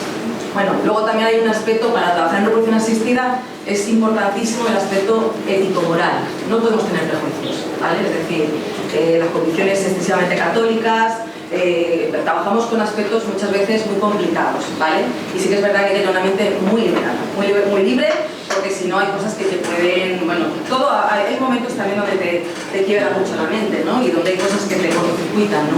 Cuando te enteras de lo que están investigando hoy en día en un laboratorio y cómo va a ser el futuro de todo esto, ostras, llega la parte ética y te dices, joder, pero bueno, se va avanzando y sí que es verdad que la ley de reproducción asistida en España está bastante completa, está muy bien y tiene todo eso atado, ¿no? No es como un Japón, que en Japón sí que manipulan embriones humanos y van por su lado, ¿no? Estados Unidos. Bueno, mi papel, como veis, es importante porque yo estoy en el medio, pero dependo del equipo de ginecología. Cuando os decía antes que yo me quería dedicar a la clínica, yo lo que tenía muy claro es que me gustaba mucho el tema hospital, el tema médico, no sé, estar como el PIR cuando lo hice, pero la pública no me servía y sí que es verdad que, como decía Abel, acontecimiento de la vida, he tenido trabajando en un hospital, porque allí en Madrid tiene un hospital que trabajamos con 500 personas ahí dentro, y bueno, pues trabajo con un equipo de ginecólogos, de embriólogos, de enfermería, y luego hay unas distintas áreas como es el control metabólico, donde tenemos una unidad donde ayudamos a la gente que pueda tener sobrepeso, ¿no? A controlar temas más metabólicos y de calóricos y demás. El departamento de urología, donde también tratamos a gente con problemas en el tema de los hombres. El tema de genética, la genética para mí me apasiona y trabajar con los genetistas me apasionan porque es un mundo donde ellos cuentan mucho con las psicólogas. Hay una cosa que se llama el consejo genético, que es cuando el genetista se sienta con los pacientes y les dice, mira, hemos hecho un estudio genético y ha salido una alteración en el cromosoma 20. ¿Eso qué significa? Pues significa que tus hijos van a salir, lo estoy inventando, con el pelo lila. Eso es una afectación emocional muy grande de la persona, ¿vale? Entonces, los genetistas, muchos de ellos me piden a mí que entre con ellos a consulta porque le van a dar una noticia muy impactante a la paciente y quieren que estés ahí, ¿vale? Entonces, con ellos, y además ellos recurren mucho a son muy de psicólogos, los genetistas. Luego la parte inmunológica, porque la inmunología es un campo muy grande, ahora mismo estamos haciendo un estudio donde estamos viendo cómo los estados de ánimo están alterando la parte inmunológica de la persona, la inflamación que hoy en día escucháis, ¿vale? Estamos viendo que hay cuerpos inflamados que inflaman el endometrio y cuesta muchísimo más embarazarse. Y justo estamos viendo que la gente que pueda tener, para que me entendáis un poco, más inflamación en el cuerpo, tiene que ver con estados de ánimos más alterados. Entonces estamos haciendo un estudio piloto ahí y la verdad que estamos teniendo cosas muy interesantes en ese sentido. Yo creo que todo esto es muy nuevo, son estudios que estamos haciendo, que a lo mejor dentro de 10, 15 años es algo ya patente, ¿vale? Pero la suerte, y por eso también os invito un poco a conocer este mundo, es que es un mundo por explorar. O sea, por explorar, donde yo me terminaré jubilando y con mi compañera y necesitamos gente, ¿vale? Y yo creo que es un punto donde ves muchas cosas y es interesante.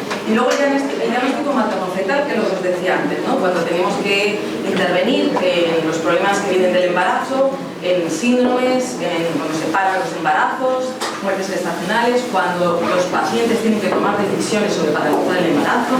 O sea, que esto es desde que empezamos con las células, embriones y ovocitos y semen, hasta que un niño termina naciendo.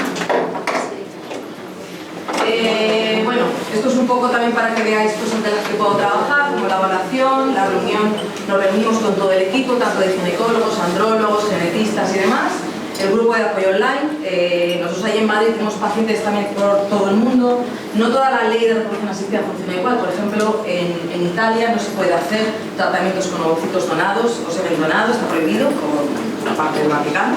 En Alemania, por ejemplo, no se puede analizar genéticamente a un embrión, por los temas también que tienen ellos con sus antepasados del Holocausto y demás.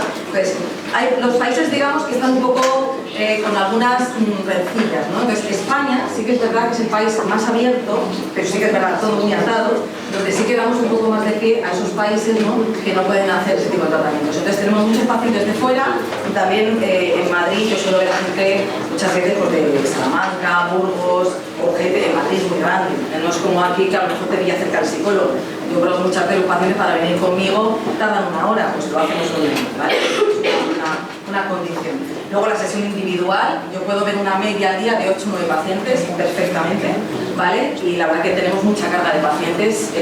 Yo el año pasado no sé cuántos pacientes pude ver en el año, pero a lo mejor unos 1000, 1100 pacientes al año. Y es verdad que os seguimos diciendo que no es el mejor psicólogo el que mejor nota saca, ni el mejor que más estudios tiene, más máster en Nueva York, y lo que tú quieras, sino para mí el mejor psicólogo es el que más casos ve y el que de alguna manera comprende mucho y es muy empático. No solamente el tema de estudios ni de casos, sino también las actitudes que tú tienes para ejercer tu trabajo, ¿vale?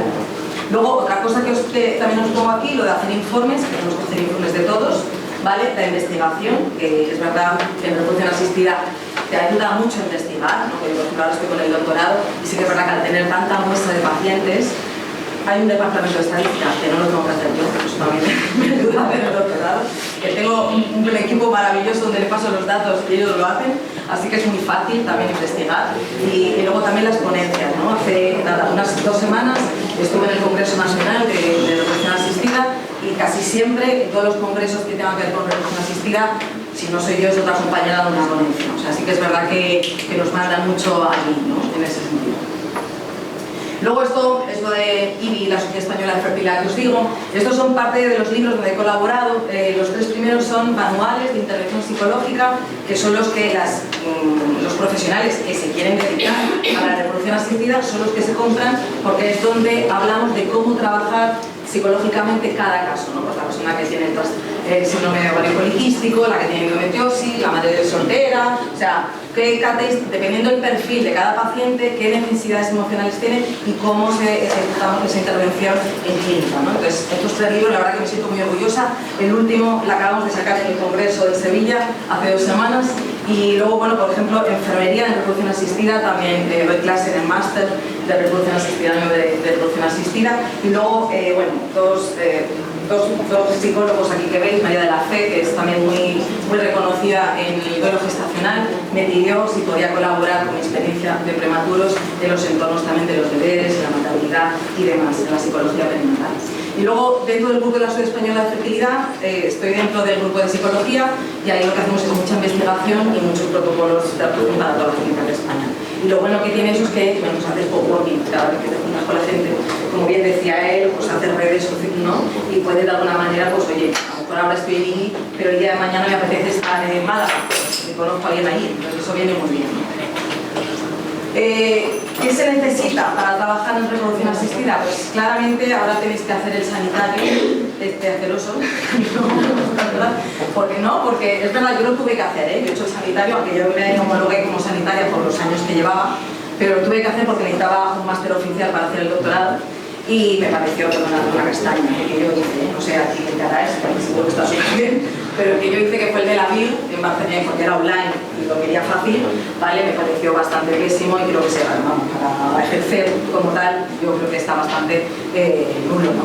Sí que es verdad que se pediría el máster sanitario, claramente, porque se trabaja en entornos clínicos constantemente, y luego, súper importante, especializados en clínica, ¿vale? No de clínica general, aunque luego, durante los años, os vais especializando en distintos temas, ¿no? Yo también soy especializada en MDR, por ejemplo, porque trabajamos mucho en trauma también, pero en ansiedad, todo lo que... Luego, siempre podéis hacer distintos cursos, no hace falta especializarse en un máster. Yo, por ejemplo, tengo 3 máster, pero luego tengo muchos cursos, no sé si la UNED aún los hace, pero yo cuando estudiaba, la UNED en verano hacía escuela de verano y sí, pues eran cursos súper chulos y eran súper específicos, uno de depresión, uno de ansiedad. Ese tipo de cursos también nos valen. O sea, lo que necesitamos es sobre todo conocimiento, porque es verdad que luego la propia práctica también te va a ayudar mucho, ¿no? Luego, ¿qué más? Bueno, pues el máster, en este caso en Barcelona tenéis el máster de Psicología de Reproducción Asistida y en IGI también tenemos un máster que va a empezar ahora también de Psicología en Reproducción Asistida. Y luego, ya os digo, la formación específica que podáis tener de perinatal, claramente cuando os dedicáis a esto tenéis que formaros un poquito en genética, en medicina reproductiva y bueno, pero eso ya viene un poco también sobre la marcha, ¿vale? Y luego las prácticas especializadas que vamos, que son súper importantes por lo tanto que nos de esto. Y luego yo creo que lo más importante también, en el trabajo también ya como psicóloga, que lo que la comentó antes, yo también tengo que deciros que esto parece muy bonito y es verdad que yo no he sido una lumbrera en mi carrera, ni he sido la que más ha brillado ni nada, pero creo que cuando me comparo con mi promoción he llegado bastante alto, yo trabajo en una multinacional ahora mismo americana de reproducción asistida, que es donde quiero trabajar y demás. Pero también os digo que yo no hace unos meses tuve una crisis, que no sé si os va a pasar a vosotras, una crisis existencial de psicólogo, donde dije, estoy psicólogo, ya no sé psicólogo. De verdad, o sea, yo tuve la sensación de que ya estoy cansada. Es que yo si volvieran a hacer no estudiaría psicólogo. Es verdad, era decir, es que ya no puedo ya con los pacientes, ya no puedo, es que me ha pasado bien, ¿no? La infidelidad y no sé qué. Qué cansino, porque claro, como bien decían ellas, tu carrera profesional está solapada a tu vida personal. ¿vale? Y una cosa que os va a pasar, si nos pasa ya, es que tú eres psicóloga 24 horas al día, 7 días a la semana. Es decir, un informático no va con el ordenador a cenar con sus amigos. Nosotras sí. Nosotras vamos a cenar con los amigos y hablan de que fulanita la deja con el novio, hablan entre ellos, pero enseguida la mirada va a partir. Para mí lo vas a decir, eso es así. Entonces, es verdad que pueden llegar esos momentos que no sé si habrá pasado de agobio, de que estáis de verdad personalmente hasta los huevos de ser psicólogas. Pero es verdad que es una profesión súper bonita. A mí, concretamente, la reproducción asistida, por cosas de la vida he llegado aquí, me flipa, o sea, me encanta lo que hago. Tengo un trabajo bastante fácil en cuanto que no estoy todo el día trabajando, trabajo de mañana, trabajo de tarde, soy mucho personal, trabajo en una empresa también, que es muy flexible. Hoy le he dicho, vengo aquí, y me han dicho lo que necesites, sobre todo porque todo lo que sea conocimiento, de dar a conocer la reproducción asistida, te apoyan. Los congresos, por ejemplo, yo tengo la suerte que como estoy incluida dentro del equipo médico, me los pagan todos, quiero hacer un máster, me lo pagan, o sea, que trabajo muy fácilmente en ese sentido, pero aún así, aunque todo vaya bien, te terminan saturando, ¿vale? Porque es una profesión que nos tenemos que cuidar mucho y sobre todo porque nunca, para mí, yo creo que lo que más me ha asegurado a mí es el poner límites con la gente. El decir, mira, yo me voy a tomar la cerveza, pero yo aquí no soy psicóloga, ¿vale? Me quedo quieta como la otra y no hablo. Porque si no haces eso, es verdad que os va a salir un perfil, que a mí me ha salido, no sé a vosotras, que es el perfil salvador. Eso pasa a los 10 años primeros de la carrera, donde tú quieres salvar a todo el mundo. Donde tu amiga te dice, deja con el novio, vamos a sentar. ¿Sabes? Y ella no te pide nada, pero entonces llega un momento que dices, oh, mira, no. Hasta que la gente no me pida ayuda, yo no le voy a hacer nada. Y se vive mucho mejor. Eso es cierto, se vive mucho mejor. Entonces, daros tiempo también a las crisis existenciales de psicóloga, de que no podéis más con esto, y como bien decían ellas, podéis empezar una cosa, porque yo creo que las tres hemos empezado una cosa, luego nos hemos ido para otra. También muy importante, la presión que tenemos respecto a las carreras, en nuestro caso tienes que acabarla en 5 años, tienes que sacar buena nota. Mira, yo la estabilidad conseguí si acaso 8 o 10 años después de haber acabado la carrera, o sea, no hubiera pasado nada si me hubiera tomado un año sabático o si por circunstancias de la vida tengo que tardar más en acabar la carrera, no pasa nada. Mientras tengáis el objetivo mínimamente claro, o también como decía ella, poco a poco lo vais a intentar tener, ¿no? Pero yo, por ejemplo, el objetivo que tenía claro es que quería trabajar con pacientes, que me quería dedicar a algo médico, algo clínico, y ahí fui. También es verdad que cuando yo quería trabajar en una persona asistida, me calenté la cabeza en decir, a ver, ¿qué puedo hacer por esto? ¿Dónde me formo? ¿Que me tengo que ir a Barcelona? Claramente todo eso tiene un esfuerzo. O sea, el coste que te supone ir a Barcelona, yo hacía malabares trabajando y yo iba a Barcelona cada fin de semana, muchísima pasta. Yo he prescindido mucho de mi vida personal para llegar a donde he llegado, eso lo tengo claro. Y cuando mis amigas se estaban casando, yo estaba ahorrando para el siguiente máster. Entonces, pero bueno, eso es también la decisión que yo elegí. Claramente, ahora me puedo arrepentir más o me arrepiento menos. Por ejemplo, lo de irme a Madrid, yo se lo he ido a pasar en antes, no me hubiera ido ya pasado los 30. Porque en Madrid sí que es verdad que depende también de lo que queráis dedicar, ¿eh? Cuando tú te quieres dedicar a algo tan grande y se dedican a empresas tan grandes, es verdad que Madrid, en este caso, Barcelona no nos gusta ahora, pero Madrid te da unas oportunidades laborales que no te las dan antes. O sea, no tiene nada que ver. Entonces yo si lo hubiera sabido esto antes, donde me lo digo por si os sirve, yo me hubiera ido antes a Madrid, me hubiera pegado mis añitos allí, pues eso, trabajando y haciéndome nombre, y luego me hubiera ido a Alicante, que yo pienso que tiene para aquí también, en unos años, ¿no? La calidad de vida. Pero sí que es verdad que Madrid y las grandes empresas, si tenéis la suerte que está aquí a la de vuestra familia y a la de vuestra gente, genial. Pero en mi caso, por ejemplo, si yo quería ser alguien, sabía que me tenía que ir a Alicante. Entonces, bueno, pues un poco esta experiencia, ¿no? Lo que quería compartir. Y ya está, este es mi email, por si necesitáis en algún momento que os ayude o que os dé alguna información o que os pueda ayudar de alguna manera. De verdad que me encantaría ayudaros y es un placer. Así que gracias por escucharme.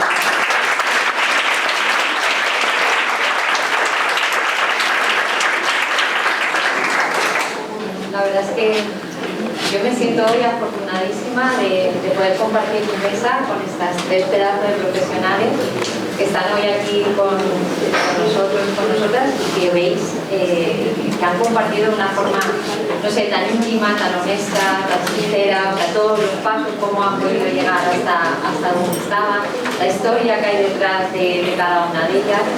Y creo que ahora tenéis una oportunidad también única, muy importante para preguntarles, están aquí y están dispuestas también a que, pues, si tenéis alguna inquietud, alguna duda, algo de lo que han contado que os ha generado, pues, curiosidad, o algo que a vosotros os está generando últimamente pues están aquí para vosotras y para vosotros, así que vosotros, si queréis preguntar algo.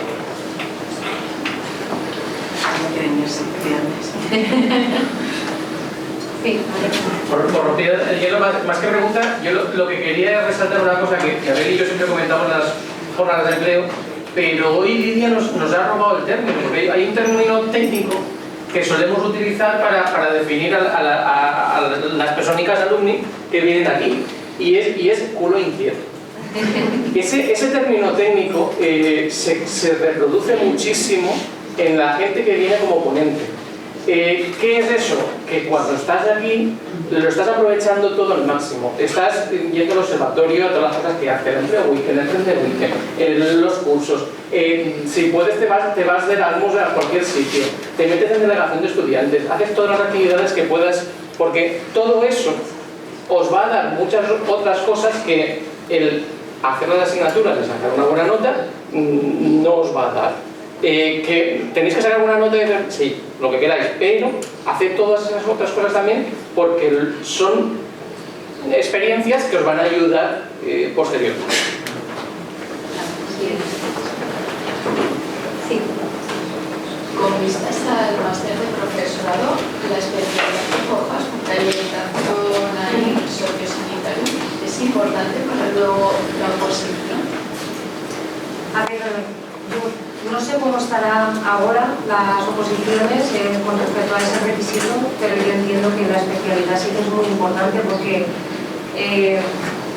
cuando tú vas a hacer bueno, es que desde el mismo máster, cuando tú ya empiezas a trabajar en las especialidades, que te van a formar sobre el campo en el que tú vas a trabajar. Entonces, no tiene nada que ver un máster, por mucho que sea un máster a nivel genérico de profesorado, que lo hagas en biología, profesor de biología, que en orientación. O sea, es que dentro del mismo instituto, aunque sí trabajamos en equipo para muchas cosas, pero los profesores no tienen ni idea de lo que hacemos. Es decir, en el caso de orientación, es que pensar además también que los orientadores somos los únicos profesores de secundaria que no tenemos docencia directa.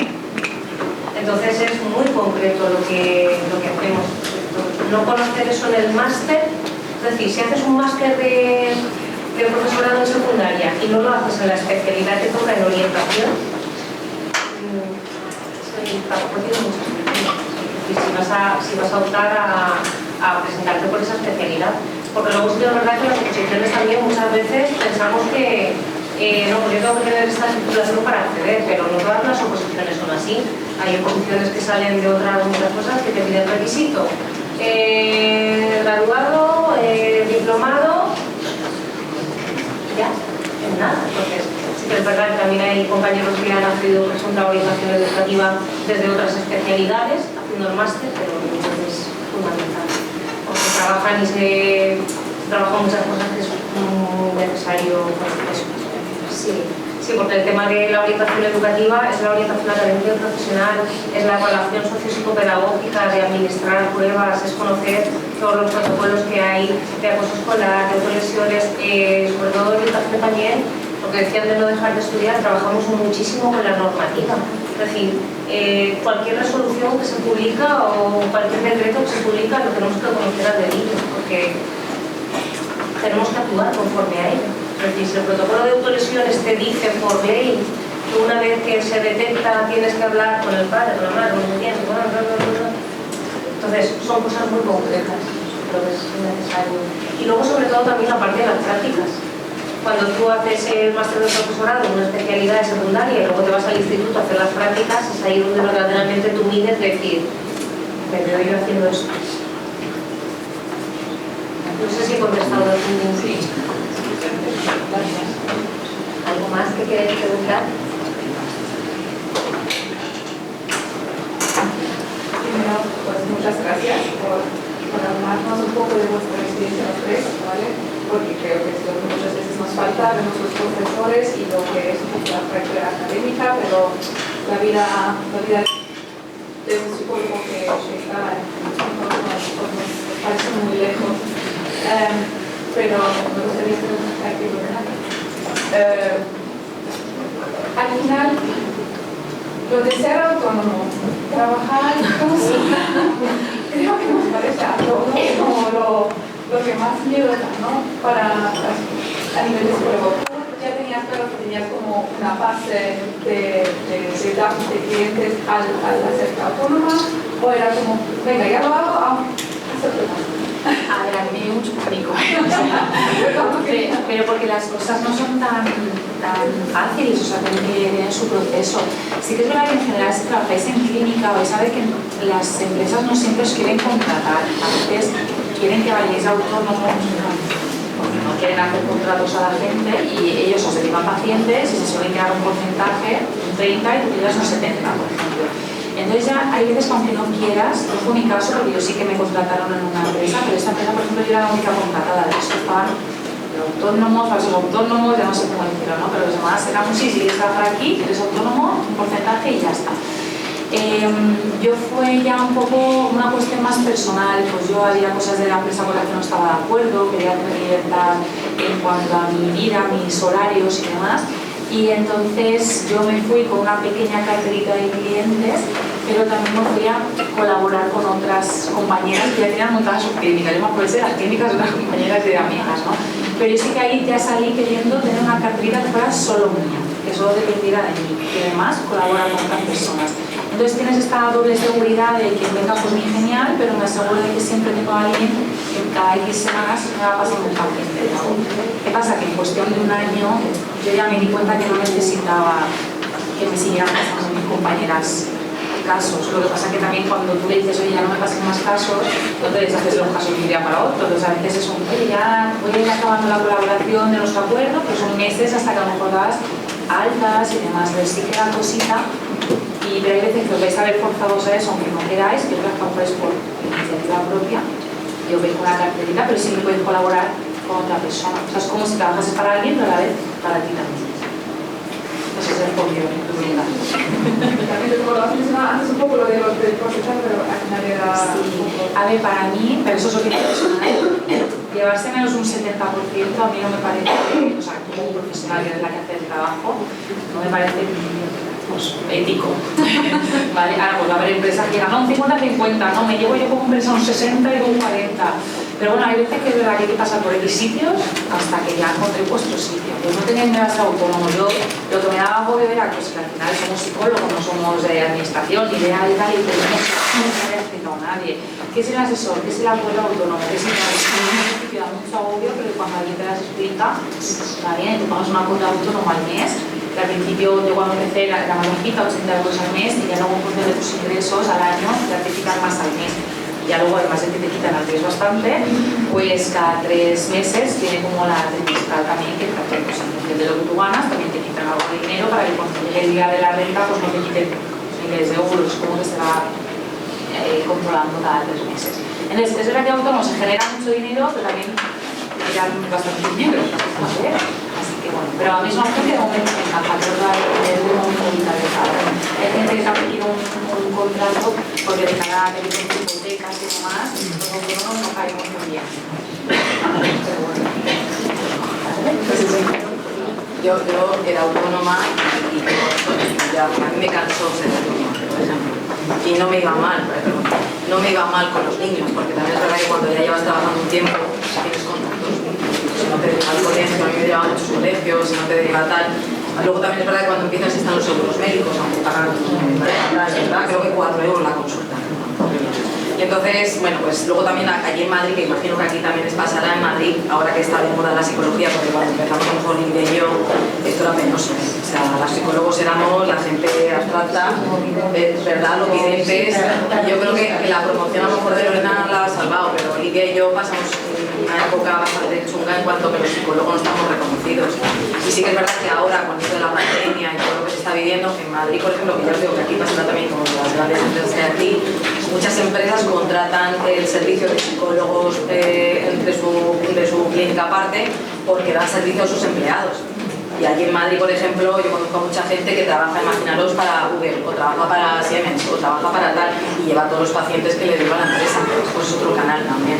Pero yo personalmente, ya también os digo que cuando yo fui autónoma, no estaba la época como está ahora, a mí me costaba mucho coger pacientes, y luego aparte, os hablo de mi vida personal, de que no tiene nada que ver con la de Lorena, que es otra época completamente distinta. Pero a mí, por ejemplo, vivir en la incertidumbre, yo no puedo. Yo eso es una cosa que me he trabajado esa tara, pero no puedo vivir en la incertidumbre. Yo llegar el verano y saber, porque no sé si estás ahora así, pero saber que yo tenía 3 pacientes, porque la gente se va a la playa, no va al psicólogo.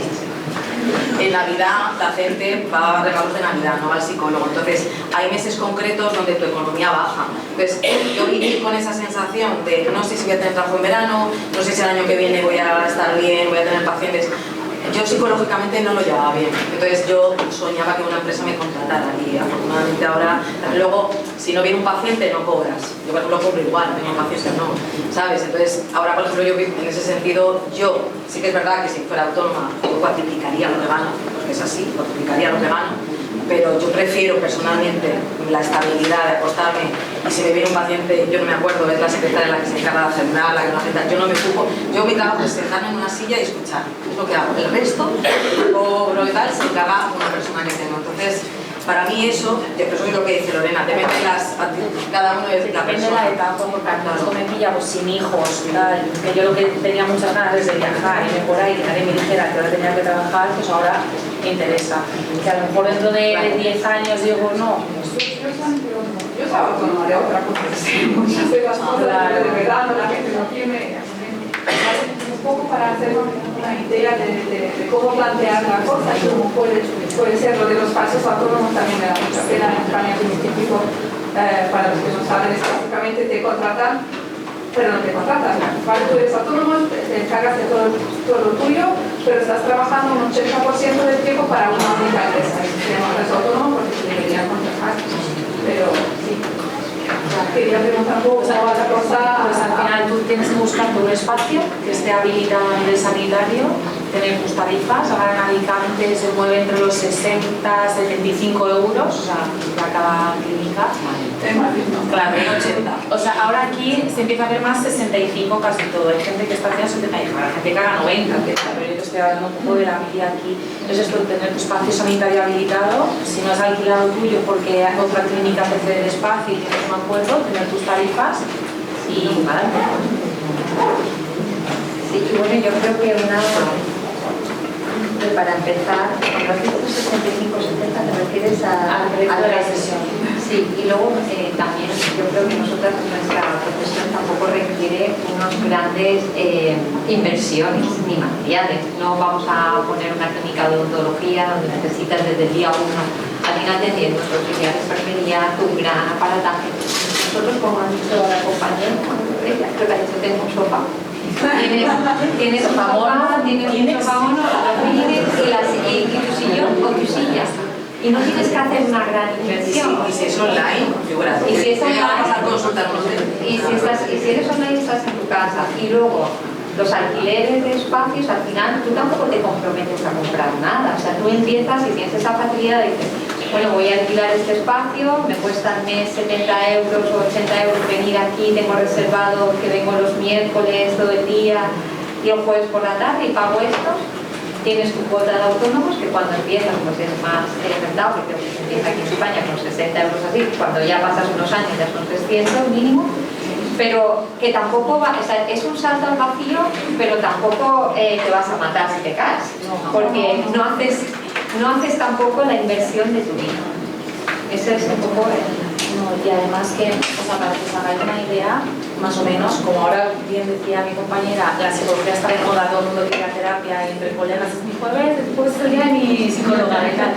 Pues ahora no falta trabajo, ¿no? Pero yo, por ejemplo, que estoy haciendo más sesiones de las que me gustaría a la semana, pero pensar que estoy haciendo 27 sesiones, que está fatal, yo quiero hacer menos, ¿vale? Pero unas 25, de gastos autónomos al mes son como 1.100, 1.200, entonces, y aún así salen los números, hay como muchos gastos, pero salen los números, entonces no salta al vacío y a malas siempre puedes buscar colaboraciones. Bien. ¿Tenéis alguna otra más? ¿Alguna inquietud?